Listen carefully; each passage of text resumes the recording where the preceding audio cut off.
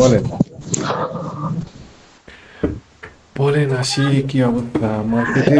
ভাইয়া কালকে তো হচ্ছে গেল কি বলার নাম, মার্কেট তো মোটামুটি আপনার কাঙ্ক্ষিত অবস্থানে চলে যাচ্ছে। আর মাত্র কত পয়েন্ট, 50 পয়েন্ট আছে হাতে। মার্কেট মার্কেট মার্কেটে ওই যে কালকে আজকে নাকি আবার ওই যে হচ্ছে আবার লোনের ব্যাপারে মার্জিন রুলস স্থগিত করছে। এই ক্ষেত্রে তো মার্কেট ভালো হওয়া জরুরি।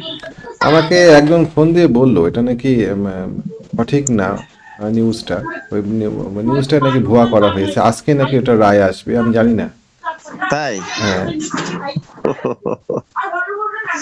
হ্যাঁ, আমি কোথাও পাইনি ওইভাবে কোনো নিউজে। হুম। তো আমাকে জাস্ট ভাইয়ের একজন কোনো ফোন আসে না সারাদিন। অসুবিধা নেই, আমাকে একজন বললো যে নিউজটাই ভুয়া ছিল, ভুয়া নিউজ। তো দেখা যাক মার্কেটে কি প্রভাব ফেলে আজকে। যেটা মানে দেখার বিষয়, মার্কেট আজকে প্রথম বাধার মুখে পড়বে উপরের দিকে যাওয়ার ক্ষেত্রে। আমরা যদি এখানে দেখতে পাই, আমি এখানে আঁকায় রাখছি, আপনি যদি পরবর্তীতে ভিডিওতে দেখতে পাবেন, এখানে একটা হালকা একটা রেজিস্ট্যান্সের মুখে, প্রথম রেজিস্ট্যান্সের মুখে পড়বে মার্কেট। এবং আমি মনে করি যে মার্কেট আজকে 4,825 এরকম জায়গাতে কম বেশি, একটু পয়েন্ট দেওয়া তো কঠিন, এরকম জায়গাতে গিয়ে মার্কেট একটা কারেকশনের মুখে পড়বে।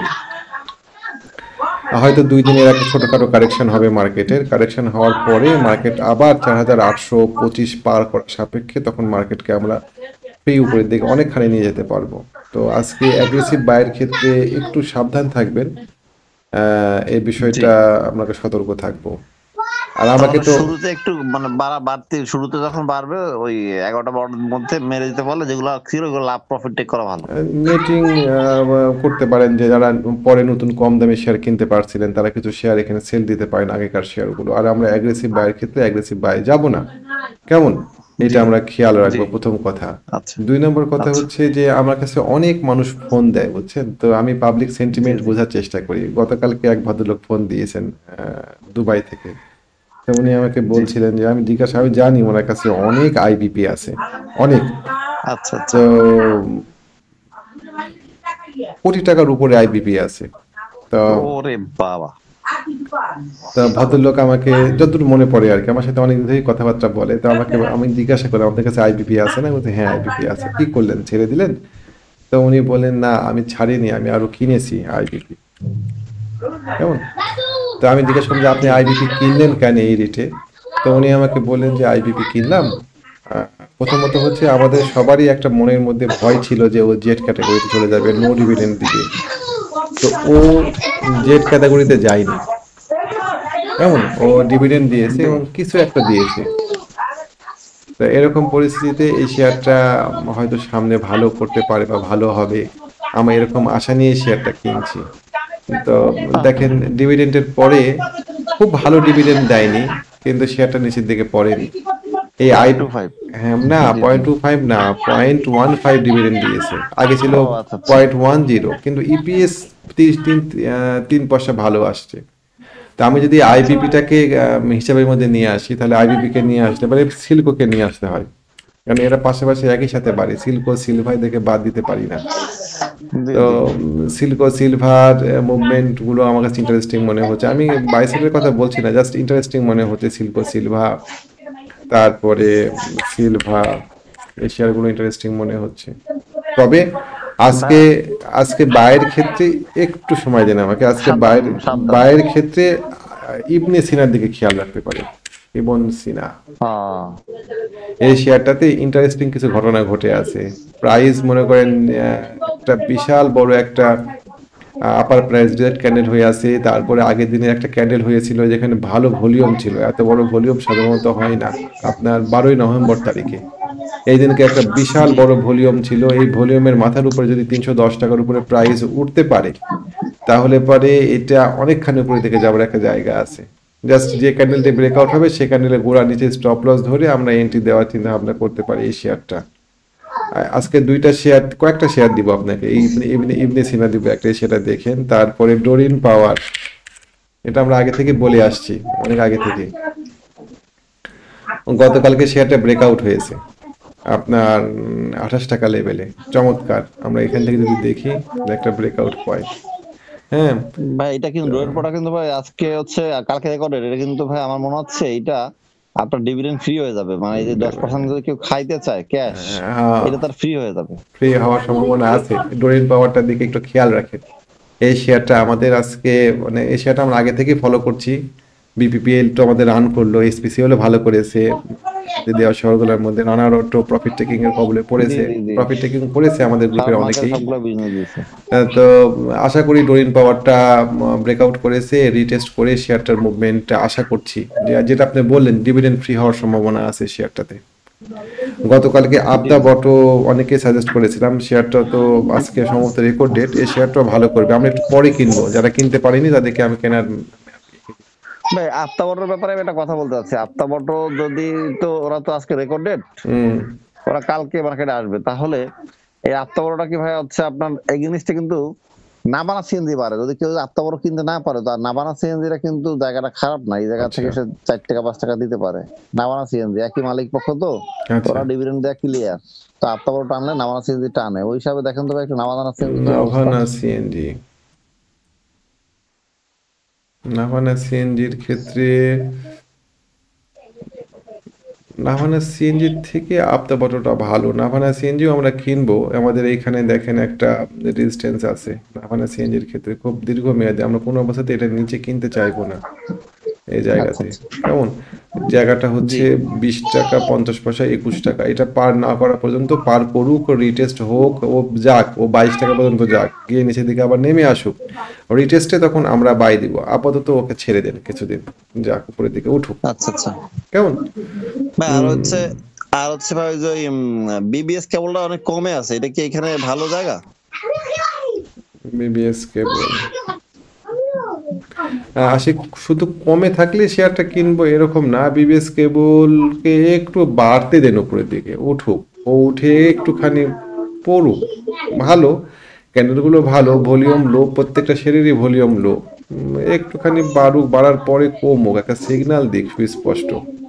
কেমন? আচ্ছা আচ্ছা।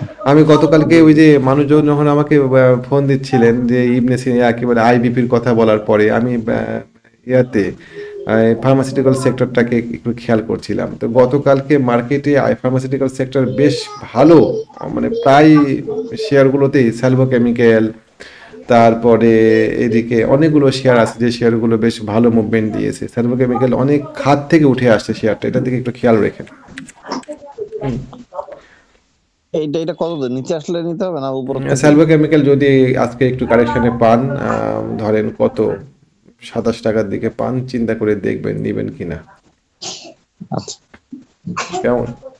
আপাতত আমাদের বুঝছি ভাই। টার্গেট থাকবে স্যালভো কেমিক্যালের ক্ষেত্রে 30 টাকা 31 টাকা, 31 টাকা পার করে তখন আরো টার্গেট দেওয়া যাবে উপরের দিকে, একবারে তো সব টার্গেট নেওয়া যায় না, তবে ভাই ভাই আর আ- ওই যে আপনার একটা পছন্দের শেয়ার ছিল আরডি ফুড, হ্যাঁ এটা কি কত কমে পাবো? আবার কমে নিতে চাচ্ছিলাম আমি, আরডি ফুডটা খুব ভালো লাগে। আরডি ফুড আজকে 17 টাকা 70 পয়সা, 17 টাকা 18 টাকা পার যদি করতে পারে, পার করতে পারবে না আজকে।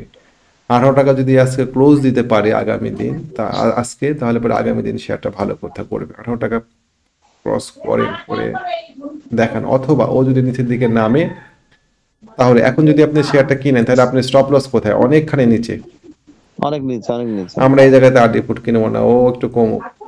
যারা কিনেছিল, যারা আগেকার কেনা ছিল, যারা কম দামে কিনতে পারছে, তারা তাদের সেল কাছে তো সেল করবে, ম্যাচুর শেয়ার তারা আছে, সেল তারা করবে। তো সেল করবে আজকে। জি জি জি। তো ও কমে 16 টাকার দিকে আসুক, তখন আমরা একটা রিজনেবল স্টপ লস পয়েন্ট পাবো। এখন যদি কিনতে যাই তাহলে পরে স্টপ লস পয়েন্ট প্রায় 12%-এর নিচে চলে আসছে, আমাদের ঝুঁকির মাত্রা বাড়ে, এই জায়গাতে আমরা শেয়ারটা কিনবো না। অথবা অথবা ওকে ছেড়ে দেন, ও আরো বাড়ুক, বাড়ার পরে ও এই জায়গাটায় খারাপ জায়গাটা ক্রস করুক, একটু বেশি দামে কিনেন। আমার কথা হচ্ছে বেশি দামে কিনেন, নিরাপদ থাকেন, একটা হ্যাঁ একটা ঠিক ঠিক ঠিক ঠিক। সুস্পষ্ট একটা স্টপ লস পয়েন্ট আপনি হাতে পান।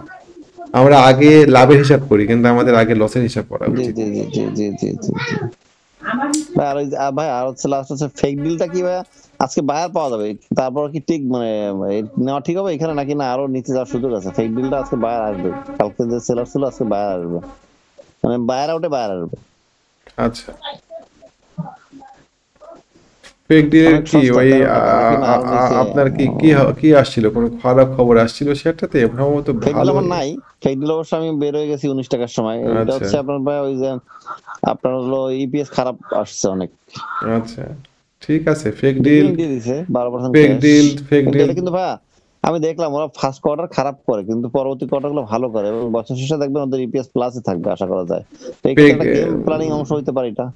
ফেক ডিল 13 টাকা 50 পয়সা, এটা একটা রিজনেবল প্রাইস হতে পারে মেবি। আমরা দেখেন স্টপ লস নিতে কত কার্পণ্য করি, এই শেয়ারটা 19 টাকা 50 পয়সা, 19 টাকা এরকম জায়গাতে আমাদের স্টপ লস ছিল, আমরা শেয়ারটা কিনেছিলাম 19 টাকা 50 পয়সাতে, বের হয়ে যাওয়া হয়েছিল সেটা থেকে। দেখেন শেয়ারটা কোথায় নেমে আসছে। আহা, একদম স্টপ লস, একদম শেষ করে দিছে। স্টপ যদি লস স্টপ লস না না তাহলে টাকা থাকতো। না, স্টপ লস নিতে না জানলে পরে এই ব্যবসা করা টাফ। এই ব্যবসার অন্যতম প্রধান অস্ত্রই হচ্ছে স্টপ লস, কয়দিনের ব্যবধানে শেষ। অল্প কিন্তু কয়েকদিনের ভাই ব্যবধানে। এইটা ভাই হচ্ছে আমার মনে হচ্ছে এইটা একটা গেমের অংশ হইতে পারে, কারণ ওরা 12 টাকা নামায় নিয়ে আসে, হুম হুম আবার 22 টাকা 20 টাকা বছর শেষে 20 টাকা 22 টাকা নেয়, মানে বছরে 80% মানে মালিক পক্ষ মনে হয় জড়িত হয়ে 80% 70% নিয়ে যায়, এই প্রফিটটা ওরা করে বছরে।